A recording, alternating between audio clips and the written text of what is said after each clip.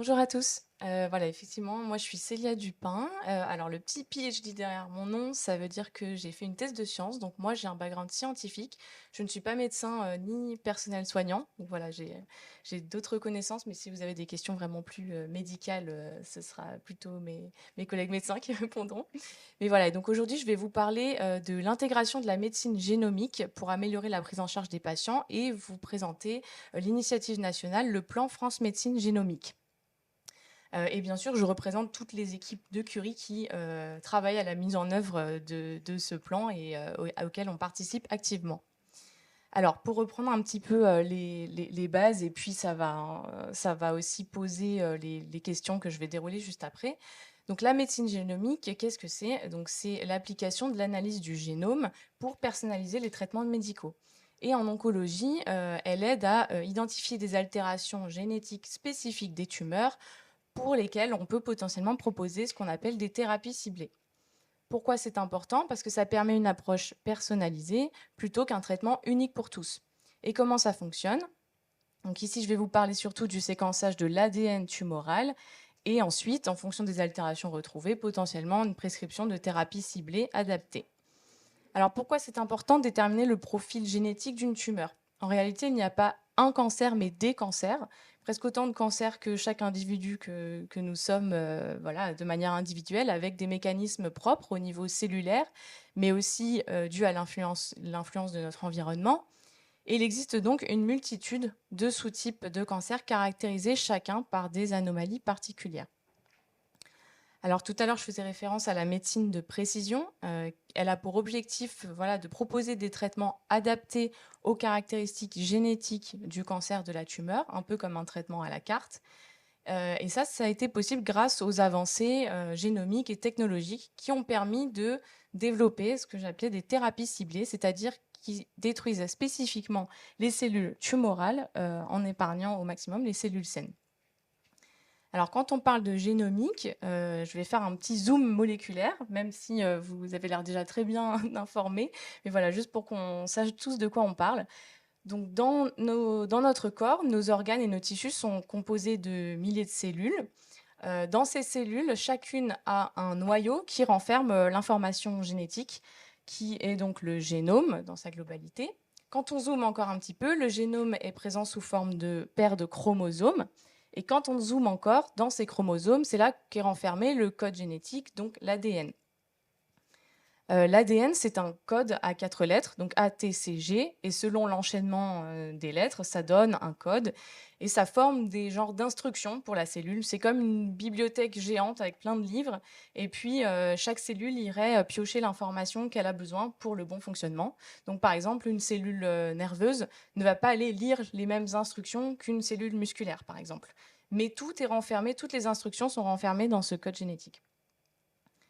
Quand on zoome un petit peu plus encore sur l'ADN, on voit qu'il est découpé en gènes.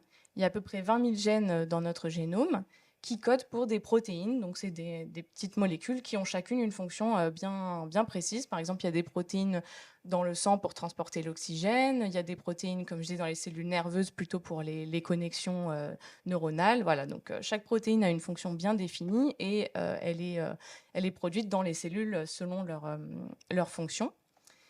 Et donc, dans ce gène, on a même encore à l'intérieur différentes structures qu'on appelle des exons, des introns. On a une partie qui est dite codante, qui va directement être impliquée dans la production de la protéine, et d'autres non codantes, des introns, qui ne veut pas dire qu'elles n'ont pas de fonction, simplement elles ne servent pas directement à coder la protéine. J'y reviendrai, mais en fait, je voulais juste vous expliquer ce zoom, puisqu'il existe, après on va en parler, différentes techniques d'analyse de l'ADN qui peuvent être à différentes échelles. Donc, soit on choisit d'explorer tout le génome entier, mais c'est une quantité d'informations énorme, soit on choisit de regarder spécifiquement les exons des gènes pour trouver des anomalies vraiment qui sont impactantes en termes de protéines ensuite qui seront produites. Soit on choisit même de regarder certains gènes spécifiques. En oncologie, on peut choisir de regarder un panel de gènes dont on sait déjà qu'il est impliqué dans l'oncogénèse du poumon, par exemple, pour un patient qui a un cancer du poumon. Et ça, de regarder à plus ou moins grande échelle le génome, ça dépend de la question qui est posée, de ce qui est recherché, de la nécessité aussi pour le patient, on va y revenir un petit peu plus tard, et aussi du matériel qui est disponible. Je parle de tissus, par exemple, puisque plus on explore le génome dans sa globalité, plus il faut du matériel quantitatif et qualitatif aussi. Alors, dans une cellule cancéreuse, ce qui se passe, c'est qu'il y a des modifications au niveau de ce génome qui sont dues soit à des défauts au cours de la réplication, par exemple, ou alors à l'influence de l'environnement. Et donc, ces modifications, elles ont différents noms. Donc, ça peut être des mutations, c'est-à-dire qu'au lieu de la lettre A, par exemple, à l'endroit de ce gène et de cette protéine, on a une autre lettre. Des translocations, là, c'est quand il y a des morceaux de chromosomes qui sont inversés dans la tumeur, hein, pas dans le reste des autres cellules. Une amplification, c'est-à-dire qu'un gène, au lieu d'être présent une seule fois, il va être répliqué plusieurs fois. Et puis aussi, à l'inverse, il peut être supprimé, ou alors des morceaux qui sont intégrés dans ce gène qui fait que, in fine, toutes ces altérations ne permettent pas une bonne production de protéines telle qu'elle devrait être normalement dans la cellule cancéreuse en tout cas. Donc pour analyser cet ADN tumoral, on parle de séquençage. Donc c'est vraiment aller décrypter le code, l'enchaînement des A, T, C, G, etc. Pour comprendre ce qui se passe au niveau de la tumeur. Comment on fait pour l'analyser? Alors, il y a des prélèvements qui sont faits au cours de la prise en charge du patient, comme vous le savez. Donc, des prélèvements au niveau du tissu, mais aussi au niveau du sang. Alors là, je vais me concentrer sur ce qui est fait dans le cadre de l'initiative nationale, qui est un séquençage très très large d'exploration du génome et de tous les exomes, pour lesquels on analyse à la fois l'ADN de la tumeur et on analyse aussi l'ADN sain du patient que l'on retrouve facilement accessible dans les cellules sanguines. C'est-à-dire qu'on va à la fois analyser l'ADN qui est retrouvé dans le tissu et dans la tumeur du patient, qu'on va comparer à l'ADN normal, sain du patient lui-même, qui sera en fait tiré de ses cellules sanguines. Donc ensuite, les deux sont séquencés dans une grosse machine qui est un séquenceur qui va vraiment décrypter l'ADN de la tumeur, l'enchaînement ATCG, et l'ADN sain du sang du patient, ATCG également. Et puis ensuite, il y a une grosse analyse informatique pour traiter ces données, hein, parce que c'est un volume de données énorme, et qui va comparer la tumeur à l'ADN sain en disant à cet endroit, il est censé normalement avoir un A ou un T, et on retrouve dans la tumeur que finalement c'est un G, donc on a une mutation sur ce gène. Derrière, il y a toute une interprétation par des biologistes spécialisés pour décrypter est-ce que cette mutation peut avoir effectivement un impact dans le développement du cancer du patient et est-ce qu'elle peut ensuite être ciblable. Je vais y revenir juste après. Et donc effectivement, ça, c'est ce qui est fait dans le cadre de l'initiative nationale qui existe en France et à laquelle plusieurs centres participent en France. C'est l'initiative du plan France Médecine Génomique. Alors, il y avait déjà eu plusieurs initiatives en Europe, mais principalement en recherche. Là, ce qui a été en partie novateur avec l'initiative française, c'est que c'est l'intégration de ce séquençage très haut débit dans le cadre du soin, donc dans le parcours de soins du patient. Donc le but, c'est bien évidemment d'apporter des précisions moléculaires qui peuvent aider à la prise en charge du patient à travers le médecin qui fait des prescriptions. Mais également, il y a un objectif double de cette initiative, c'est également de réutiliser ces données pour de la recherche et pour toujours mieux améliorer les prises en charge de patients futurs. J'y reviendrai après. Donc, il y a un consentement spécifique justement couvrant les deux volets, le volet soins et le volet réutilisation des données pour la recherche si le patient le souhaite. Alors, il y a différentes pré-indications qui ont été validées pour ces analyses génomiques. Donc, elles sont accessibles à tous les patients en France qui rentrent dans ces pré-indications. Donc, vous avez ici pour le cancer, je vais me focaliser sur le cancer, mais dans le cadre du plan France Médecine Génomique, il y a aussi du séquençage pour les maladies rares et l'oncogénétique, mais je ne vais pas en parler ici parce que ce n'est pas ce qu'on traite dans mon équipe, mais voilà. Donc, pour le cancer, différentes préindications, donc des leucémies, lymphomes, les cancers avancés en échec thérapeutique de première ligne, donc qui est plutôt la préindication qui rejoint notre sujet d'aujourd'hui avec les rechutes. Une préindication pour les cancers de primitifs inconnus. J'y reviendrai à la fin avec un exemple de patient, mais c'est un cancer un petit peu particulier pour lequel l'objectif d'un séquençage moléculaire est double, parce que c'est à la fois pouvoir trouver des cibles pour les thérapies ciblées, mais aussi aider potentiellement au diagnostic, puisque ce sont des cancers pour lesquels les patients ont des métastases, mais il n'a pas pu être déterminé d'où elles provenaient. C'est-à-dire qu'on ne connaît pas le diagnostic exact de la tumeur et donc, bien sûr, ça impacte la prise en charge de ces patients-là. Une autre préindication pour les cancers rares et puis des préindications spécifiques aux cancers pédiatriques. Alors, le but de cette initiative est de rendre accessible le séquençage très haut débit à tous les patients en France. Pour ça, il y a 2 plateformes de séquençage qui sont liées au plan France Médecine Génomique. Pour le nord-ouest de la France, Sequoia, et pour le sud-est, elle s'appelle Oragène, et aussi également les DOM-TOM et la Corse. Et donc, comme je disais, le but, c'est d'intégrer dans le parcours de soins ce séquençage et en utilisant les réseaux de soins déjà existants. Alors, comment se passe cet accès au séquençage? Quelles sont un petit peu les différentes étapes? Tout d'abord, il y a une consultation médicale, donc entre l'oncologue et son patient. Et c'est l'oncologue qui en parle à son patient et qui demande à réaliser ces initiatives de séquençage via notamment l'inscription du dossier du patient en RCP moléculaire. Alors, qu'est-ce qu'une RCP moléculaire? C'est une abréviation pour parler de réunion de concertation pluridisciplinaire. En fait, c'est une réunion de différents experts qui ont différentes spécialités, et qui vont passer en revue tout le dossier du patient, donc ce qui a déjà été fait comme examen clinique, s'il y a déjà eu des analyses moléculaires ou pas du tout, et qui ensemble valident donc les différentes préindications, la nécessité effectivement d'aller plus loin et de faire du moléculaire par rapport à ce que le patient aura déjà eu dans sa prise en charge clinique classique, et éventuellement, en fonction ensuite des résultats d'analyse, pouvoir proposer des thérapies ciblées. Une fois que la RCP, donc l'ensemble des experts, a validé effectivement la préindication, l'oncologue retourne vers le patient et puis lui fait signer un consentement spécifique pour ce type d'analyse. Donc, je vous en parlais juste avant. Il y a 2 volets, un consentement à finalité médicale, donc pour pouvoir réaliser l'analyse de séquençage pour contribuer à une amélioration de la prise en charge du patient, et également un volet de ce consentement pour la partie recherche, à savoir si le patient souhaite réutiliser ou non, permettre la réutilisation de ces données et des prélèvements pour des recherches futures. Ces consentements également sont remis avec des notices d'information par l'oncologue, et il y a différentes versions. Donc, pour la génétique tumorale qui concerne plus mon topo d'aujourd'hui, la génétique constitutionnelle, des versions pour les adultes et les enfants, et puis en plusieurs langues également. Et ensuite, une fois que la consultation est réalisée et que le consentement est signé, on peut avoir besoin de réaliser des nouveaux prélèvements. Alors, dans le cas de l'initiative nationale, il faut absolument un prélèvement sanguin, comme j'ai expliqué, pour pouvoir comparer au génome sain normal du patient. Mais parfois, il peut être nécessaire effectivement de rebiopsier et de réobtenir du tissu, soit parce que ce qui avait été obtenu avant a été épuisé du fait d'autres analyses qui ont été réalisées, soit parce que la qualité et la quantité du tissu déjà disponible ne permettaient pas. Mais si du tissu est déjà disponible et rentre dans tous les critères qualité pour pouvoir faire du séquençage, on peut utiliser aussi du tissu déjà existant.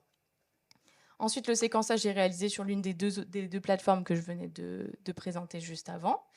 Puis, il y a une analyse bioinformatique, donc par les ordinateurs que j'ai expliqués juste avant. Et puis, il y a une interprétation de ces résultats par des biologistes, donc qui sont des experts de la biologie des cancers, pour permettre un compte-rendu moléculaire clair aux médecins avec quelles altérations génomiques sont retrouvées, sont pertinentes et sont potentiellement responsables de l'évolution de la maladie ou de l'apparition de résistance, par exemple.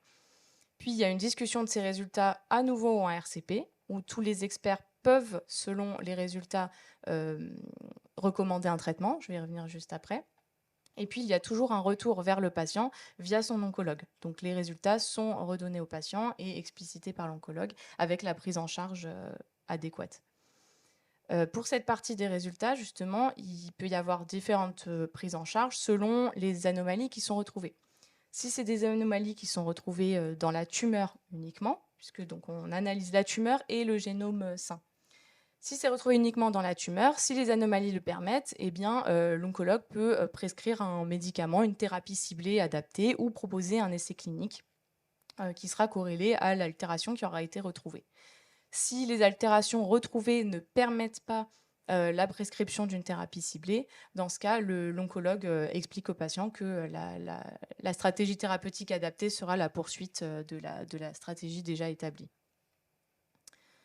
Si des anomalies sont retrouvées dans l'ADN sain du patient, donc ça peut arriver, donc dans le patrimoine génétique, là, on parle de variation génétique héritable, puisque si c'est retrouvé dans le génome sain, ça veut dire que c'est dans toutes les cellules du patient et que donc c'est quelque chose qui est héréditaire.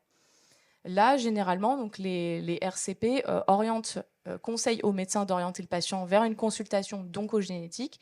Et donc, il y a des médecins spécialisés justement pour ces altérations moléculaires héréditaires qui vont proposer une consultation au patient et un suivi personnalisé. Je vous ai mis ici une vidéo qui est disponible sur le site de Curie et puis quelques ressources justement pour ces explications sur les altérations plutôt côté héréditaire. Et puis, je vais finir ici par l'exemple d'un patient, justement, pour qui l'analyse moléculaire a particulièrement été utile. Mais voilà, j'aurais pu citer plusieurs exemples, mais là, j'en avais un sous la main. Donc, c'était le cas d'un homme de 46 ans, fumeur, qui présentait des métastases hépatiques et osseuses. Ce patient, il faisait partie du type de cancer dont je vous parlais au début, qui sont les cancers de primitifs inconnus. Donc, c'est-à-dire que ce patient, il se présente exactement avec ce tableau et il n'a pas été possible de déterminer d'où provenaient ces métastases. Donc, l'analyse des tissus tumoraux par les anatomopathologistes, plus l'analyse à travers différents examens cliniques par les médecins, n'a pas permis de conclure à une origine, ce qui fait que sa prise en charge n'est pas adaptée. Le patient, il est traité par des chimiothérapies très larges, pas adaptées à son type tumoral puisqu'on ne le connaît pas. Donc là, le moléculaire peut apporter un plus et peut aider justement à établir un diagnostic puisqu'il y a les cancers ont souvent des altérations moléculaires spécifiques selon les tissus. Il y a des altérations qui sont plus souvent retrouvées dans le cancer du sein ou dans un cancer du rein et donc ça peut permettre d'orienter le diagnostic. Donc ce patient, il avait une biopsie hépatique et qui concluait un carcinome peu différencié, mais dont on ne connaissait pas l'origine. Le cas avait été discuté lors d'une RCP en février 2022, pour laquelle il a été validé effectivement la nécessité d'aller plus loin et de faire des analyses moléculaires à travers cette initiative nationale du plan France Médecine Génomique. Et 2 mois plus tard, les résultats ont été obtenus. Alors, juste pour vous montrer un exemple de rapport, hein, ça se présente comme ça. Donc, vous avez ici, en fait, tous les chromosomes qui sont représentés. Et là, c'est les variations, on appelle du nombre de copies. Donc, plus un gène a des copies élevées, plus ça va monter. Plus il y a des délétions, par exemple, ça va diminuer. On a aussi un autre volet, c'est assez technique, mais voilà, donc un autre volet avec les mutations, donc les changements de base, comme je disais, quand il y a un A, puis finalement dans la tumeur, il y a un T. Ça nous indique ici le changement de mutation et dans quel gène c'est retrouvé. Donc, par exemple, ici, il y avait le gène FGFR2. Donc, il y a tout un code pour expliquer sur quel gène est retrouvée la mutation. Et là, ça nous dit que dans la position 827 du gène, au lieu d'un T, on a un G. Et donc, ça donne lieu à un changement au niveau de la protéine. Donc, tout ça, c'est discuté lors des RCP. Et en fait, cette mutation, hop, elle est très intéressante parce qu'il y a des thérapies ciblées adaptées des anti-FGFR2. Ce qui était aussi intéressant, donc dans le cas de ces cancers de primitifs inconnus, on utilise aussi des outils d'intelligence artificielle basés sur le moléculaire, où en fait l'algorithme a dans sa base plusieurs données de cancers déjà bien caractérisées et bien identifiées, pour lequel il sait que tel profil moléculaire, ça correspond au cancer du pancréas, tel profil, ça correspond au cancer du sein. Et là, on l'interroge en lui disant, voilà, pour le patient, on a trouvé ce profil moléculaire, vers quoi ça se rapproche le plus. Et donc là, ce patient-là, ça se rapprochait de manière très très forte du groupe des cholangiocarcinomes. Donc en reprenant l'historique médical, les anatomopathologistes aussi, donc en reprenant l'ensemble déjà des examens qui avaient été réalisés, plus cette ce nouveau regard avec le moléculaire, il a été finalement diagnostiqué comme ayant un cholangiocarcinome du foie. Donc il y a une chimiothérapie spécifique adaptée, mais en plus, ce patient avait donc une cible intéressante avec sa mutation FGFR2. Donc les médecins ont pu lui proposer un inhibiteur de FGFR. Voilà. Écoutez, je voulais ici remercier parce que c'est un long travail de chaîne, donc c'est un gros travail d'équipe. Donc voilà, merci beaucoup à tous ceux qui participent activement à toutes ces RCP, tous les experts qui participent, et bien sûr à tous les patients et au personnel médical qui permettent tout ça. Voilà, s'il y a des questions, je vais répondre. Merci beaucoup. Merci beaucoup. Je ne sais pas si tu veux le temps pour une question. Oui. Ah. Ok, bon, on peut peut-être faire cela à distance. Est-ce que vous connaissez le pourcentage de patients ayant une altération retrouvée permettant la prescription d'une thérapie ciblée? Ah oui, alors il y a... oh, je sais pas, ok, vous m'entendez. Alors effectivement, ce qui est intéressant, c'est qu'il y a beaucoup, beaucoup de patients pour lesquels on retrouve des altérations ciblables, donc plus de 50%. Maintenant, il y a une vraie limite sur l'accessibilité des médicaments. C'est-à-dire que parfois on retrouve des altérations ciblables, mais le médicament, soit il n'y a pas d'essai ouvert, soit c'est pas encore accessible en France. Donc plus il y aura de la recherche, plus il y aura du développement, plus il y aura des essais cliniques et plus ce chiffre tend à augmenter. Mais donc in fine, pour l'instant, en tout cas dans les préindications que, voilà, que je suis amenée à voir, c'est plutôt en dessous de 20% des patients qui pourront effectivement être traités. Mais le bénéfice peut être tel que voilà, ça vaut potentiellement toujours le coup de faire ce séquençage. Et puis, justement, dans le cadre du plan, alors il y a une initiative qui est en cours justement pour évaluer très précisément le nombre de patients qui ont pu bénéficier de ces analyses, voilà, le bénéfice coût, et donc cette évaluation est en cours. Donc je n'ai pas encore le chiffre total pour l'ensemble du plan. Je peux juste parler pour mes préindications. Super, merci. Et on a des remerciements de participants à distance qui disent quelle clarté, bravo. Du coup, je vais vous poser une question. En fait, ce qui est quand même assez compliqué avec toutes ces démarches génétiques, c'est que à la fois c'est prodigieux, il y a beaucoup d'espoir dans la recherche, mais concrètement, aujourd'hui, dans les différents types de cancers, il y a des propositions de testing, alors qui sont plus ou moins systématiques, qui sont plus ou moins larges, qui sont à différents temps du parcours de soins. On en parlait tout à l'heure avec une personne du réseau. Par exemple, est-ce que si je rechute de mon cancer, que ma maladie devient métastatique, aujourd'hui, est-ce qu'il y a systématiquement une analyse qui est faite et finalement, est-ce que à partir de quand finalement il faudrait faire une recherche comme ça whole genome parce que c'est un peu, on va dire, est-ce que ça vient en deuxième ligne, troisième ligne, enfin, est-ce que vous pouvez positionner un petit peu dans le paysage concret des gens, puisqu'il y a des gens qui nous écoutent de toute la France, un petit peu comment ça se situe, peut-être quand est-ce qu'on peut en parler avec son oncologue, est-ce qu'il faut susciter cette question d'accéder à un testing plus ou moins pointu? Oh, je pense que dans tous les cas, c'est bénéfique d'en parler avec son oncologue et de poser la question. Alors, si je parle d'un point de vue biologie, moi je suis convaincue, donc je dirais que l'idéal ce serait que tout le monde ait son testing dès le départ et que voilà, en prévision de ce qui se passera plus tard, on pourra avoir la réponse. C'est pas possible parce que voilà, pour des raisons, il y aurait plein de patients qui finalement, il n'y aurait pas d'intérêt d'aller si loin dans les analyses puisque la prise en charge classique est largement suffisante. Donc, c'est pour ça qu'il y a certaines préindications qui ont été validées par le plan et qui concernent des tumeurs assez particulières. On a vu les tumeurs de l'enfant, les cancers rares pour lesquels il y a peu d'options thérapeutiques différentes. On arrive vite à, s'il y a des rechutes, on arrive vite à la limite de ce qu'on peut faire et donc on a besoin d'aller au-delà. Les cancers métastatiques, où effectivement il y a une rechute, donc le traitement classique n'a pas fonctionné. Maintenant, ce qu'on voit, par exemple, nous, dans notre RCP pour les cas métastatiques, ce qui est préconisé, c'est de le faire dès qu'il y a une suspicion de rechute, le plus tôt possible. Comme ça, en attendant les résultats moléculaires, l'oncologue peut prescrire une autre ligne de chimiothérapie. Et puis, si jamais il y a une rechute, voilà, le résultat est directement disponible. J'espère que j'ai répondu. Mais...